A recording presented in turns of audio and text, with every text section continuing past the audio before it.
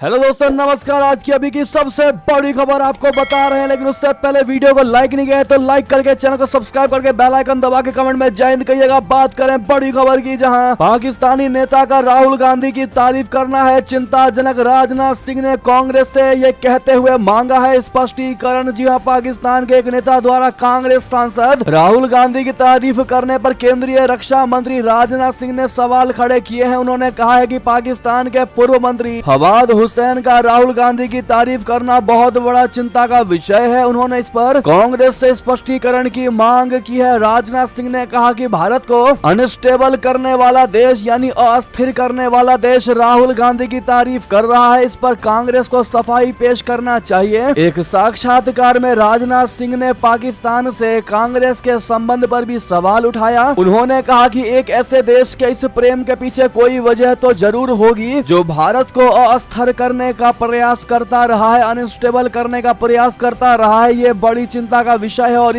भारत इस प्यार के पीछे की वजह जानना चाहता है। आपको बता दें कि पाकिस्तान के पूर्व मंत्री फवाद चौधरी 2019 में पुलवामा आतंकी हमले में पाकिस्तान का हाथ होने का दावा करके सुर्खियों में आए थे। उन्होंने राहुल गांधी के भाषण के एक अंश को राहुल ऑन फायर कैप्शन के साथ सोशल मीडिया पर पोस्ट किया था। इस पर भाजपा ने तीखी प्रतिक्रिया दी है। वैसे में अगर आप भी मानते हैं कि क्यों राहुल गांधी की तारीफ कर रहा है वो शख्स, वो पाकिस्तानी जो पुलवामा अटैक में पाकिस्तान का खुलकर हाथ होने जैसा बयान दिया था, वैसे में राहुल गांधी का समर्थन करना कहीं ना कहीं ये भारत के सुरक्षा मामलों में बहुत बड़े क्वेश्चन उठाता है, क्वेश्चन राइज करता है, सवाल उठाता है। जी ऐसे में अगर आप भी मानते हैं इस पर क्लैरिफिकेशन देना ही चाहिए तो अपनी राय अवश्य दीजिएगा। तो वहीं आपको बता दें, इतना ही नहीं, कश्मीर को लेकर राजनाथ सिंह का बड़ा दावा। कहा पीओके के लोग खुद भारत में शामिल होना चाहेंगे। दरअसल राजनाथ सिंह ने कहा कि भारत को पीओके पर बलपूर्वक कब्जा करने की आवश्यकता नहीं है, क्योंकि कश्मीर के विकास को देखने के बाद वहां के लोग खुद ही इसका हिस्सा बनना चाहेंगे। एक न्यूज एजेंसी को इंटरव्यू में राजनाथ सिंह ने कहा कि जम्मू कश्मीर में जमीनी स्थिति में काफी सुधार हुआ है। उन्होंने आगे कहा यहाँ चुनाव भी जरूर होंगे, हालांकि उन्होंने इसके लिए कोई समय सीमा नहीं दी है। उन्होंने कहा मुझे लगता है कि भारत को कुछ नहीं करना होगा। जिस तरह से जम्मू कश्मीर में जमीनी हालात बदले हैं, विकास हुआ है, जिस तरह क्षेत्र में आर्थिक प्रगति हो रही है और जिस तरह से वहाँ शांति लौटी है, मुझे लगता है कि पीओके के लोग खुद ही मांग करने लगेंगे कि इसे भारत में शामिल कर दिया जाए। तो वहीं बता दें, बड़ी खबर, बड़ी जानकारी। क्या पुंछ में वायुसेना पर हमले के पीछे लश्कर का है हाथ? साजिद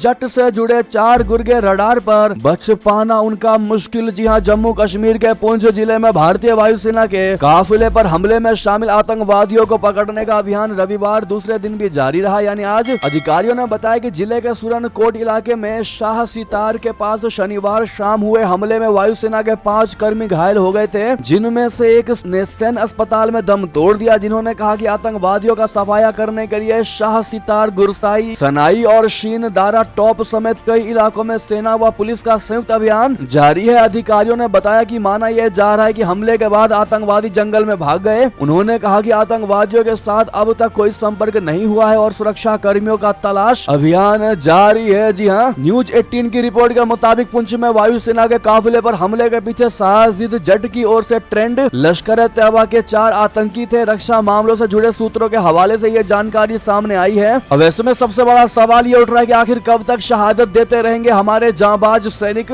क्यों नहीं हो रहा इन आतंकवादियों का खात्मा? बीते कुछ सालों में देश में आतंकवाद की कमर टूटी है, लेकिन यह समस्या जड़ से खत्म नहीं हुआ। अंग्रेजों की गुलामी से 1947 में आजादी मिलने के बाद से ही देश आतंकवाद का शिकार रहा है। पिछले 10 सालों में आतंकवादियों पर जमकर शिकंजा कसा गया, उन पर जमकर स्ट्राइक करके उन पर कड़ाई से एक्शन लिया गया, लेकिन अभी भी ये पूरी तरह खत्म नहीं हुआ है। लेकिन क्या लगता है दोस्तों आपको, कब ये आतंकवाद का मुद्दा खत्म होगा? तो वहीं आपको बता दें, भारतीय सैनिकों की वापसी की डेडलाइन आई करीब। Maldives Bharat high level core group ने की अहम बैठक। बता दें, मालदीव में मोहम्मद मुइज़ ने बीते साल राष्ट्रपति का पदभार संभालने के बाद चीन के साथ मजबूत संबंध और भारत से दूरी रखने की रणनीति अपनाई है। मुइज़ के लिए राष्ट्रपति बनने के बाद से ही भारतीय सैन्य सैनिकों को अपने देश से हटाना एक अहम मुद्दा रहा है। मालदीव ने भारत से 10 मई तक माले में तैनात अपने सैन्य कर्मियों की वापस बुलाने की डेडलाइन दी है। इससे पहले भारत मालदीव उच्च स्तरीय कोर ग्रुप की 4थी बैठक शुक्रवार को दिल्ली में हुई, जिसमें द्विपक्षीय सहयोग से संबंधित व्यापक मुद्दों पर चर्चा की। दरअसल भारत ने पिछले 2 महीनों में मालदीव से सैन्य कर्मियों के 2 बैच वापस बुला लिए हैं और उनकी जगह नागरिक विशेषज्ञों को तैनात किया है। बैठक के बाद जारी बयान में बताया गया है कि दोनों पक्ष पक्षों ने रक्षा सहयोग, विकास सहयोग परियोजनाएं, द्विपक्षीय व्यापार और निवेश बढ़ाने के प्रयासों पर बात की गई। साथ ही दोनों पक्षों ने मालदीव के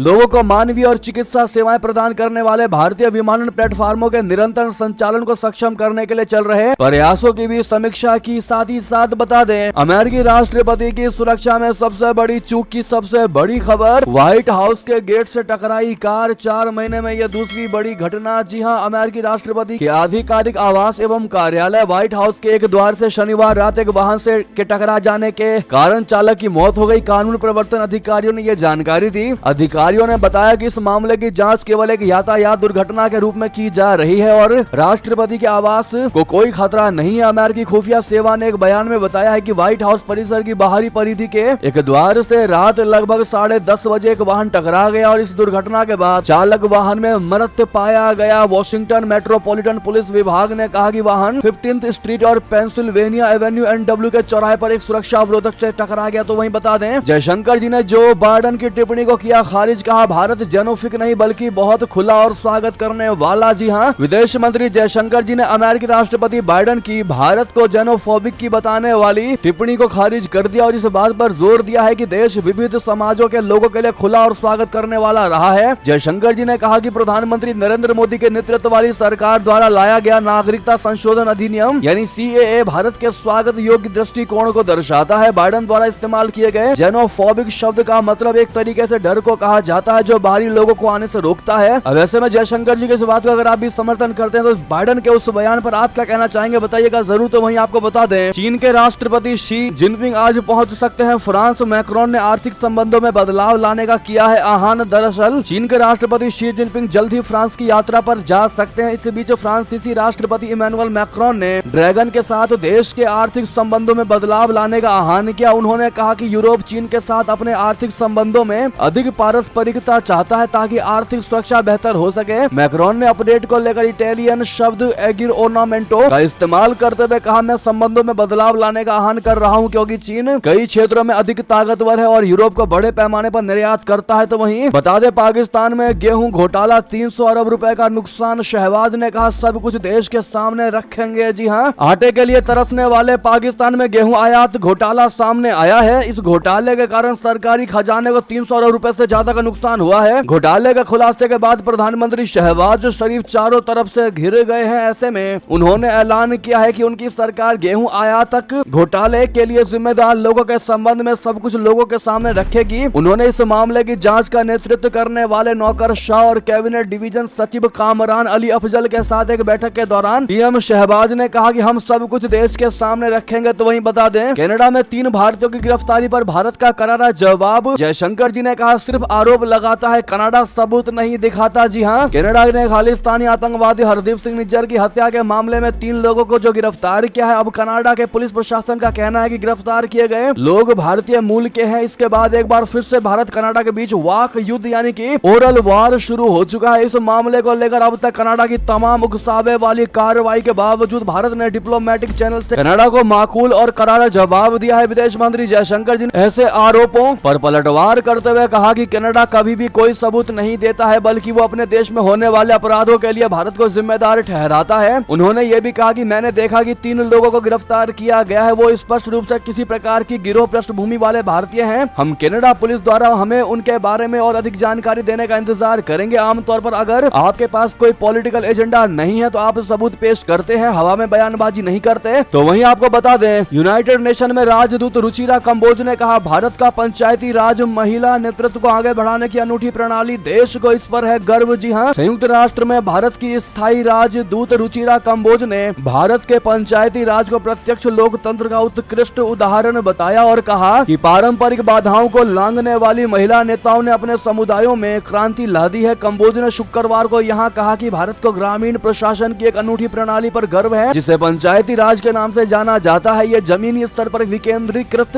शक्ति का प्रतीक है। तो वहीं बता दें, आम आदमी पार्टी के कंट्रोल में है कांग्रेस। लवली की बात पर एक और नेता ने लगाई मुहर, वजह बता, पूछे तीखे सवाल। जी हां, देश में लोकसभा चुनाव को लेकर सियासी पारा चढ़ा हुआ है। इस बीच अरविंदर सिंह लवली के बीजेपी में शामिल होने के बाद बीजेपी ने कांग्रेस पर अपने प्रहार तेज कर दिए हैं। लवली ने कांग्रेस पार्टी का साथ छोड़ने के बाद ये भी कहा था कि कांग्रेस पार्टी पर आम आदमी पार्टी का नियंत्रण है, कंट्रोल है। अब कुछ वक्त पहले कांग्रेस छोड़कर बीजेपी में शामिल होने वाले एक और नेता ने लवली की बात पर मुहर लगा दी है। भाजपा नेता रोहन गुप्ता ने अरविंदर सिंह लवली का समर्थन करते हुए कांग्रेस पर आम आदमी पार्टी के नियंत्रण की बात को सही बताते हुए तीखे सवाल भी पूछे हैं। दोस्तों, कभी कांग्रेस का हाथ छोड़ बीजेपी के साथ जाने वाले रोहन गुप्ता ने कहा है कि गुजरात में कांग्रेस खराब हालत में है क्योंकि आम आदमी पार्टी ने उनके 10 से 12% वोट ले लिए हैं। उन्होंने कहा कि जब उन्होंने कांग्रेस पार्टी का दामन छोड़ा था उस वक्त भी ये बहुत बड़ा मुद्दा था। जी हाँ, तो वहीं बता दे, पहलवान बजरंग पुनिया को नाडा ने अस्थायी रूप से किया निलंबित, डोप सैंपल नहीं देने के लगाए आरोप। जी हाँ, राष्ट्रीय डोपिंग रोधी एजेंसी नाडा ने पहलवान बजरंग पुनिया को अनिश्चित काल के लिए निलंबित कर दिया है। इस कार्रवाई से बजरंग के पेरिस ओलंपिक में खेलने के सपने पर संकट के बादल छाए हैं। जानकारी के अनुसार बजरंग पुनिया 10 मार्च को सोनीपत में हुए चेन ट्रायल के लिए अपना सैंपल देने में विफल रहे, जिसके बाद नाडा ने उन्हें भविष्य के किसी भी कार्यक्रम में भाग लेने से निलंबित करने का आदेश जारी किया है। जी हाँ, इसी बीच ये थी की सारी बड़ी खबर। आपको खबर कैसी लगी? थोड़ी भी अच्छी लगी तो वीडियो को शेयर करना मत भूलेगा। व्हाट्सएप, फेसबुक, ट्विटर पर दोस्तों में, भाइयों में, रिलेटिव्स में, और इस वीडियो को भी लाइक करके चैनल को सब्सक्राइब करके बेल आइकन दबा के कमेंट में जय हिंद कहना मत